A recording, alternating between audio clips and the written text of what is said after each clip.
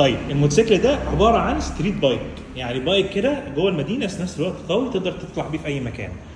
وهو واحد من اهم المنافسين للهورنت في مصر، يعني ده اكتر واحد انتشارا في السوق المصري.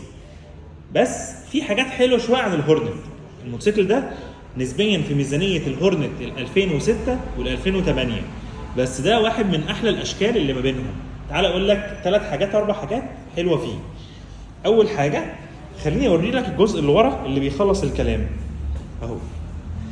الموتوسيكل ده من ورا شكله حكايه، جاي لك الجاكمانين تحت الديل ورا فوق، شكلهم حكايه وحلو جدا بالنسبه للشكل. حتى عمليا جوه المدينه في السواقه مفيش جاكمان تحت هنا، سخونيته هتضايقك او هتضايق الراكب اللي وراك، فدي عمليا وشكلا بصراحه حلوه جدا الحركه دي.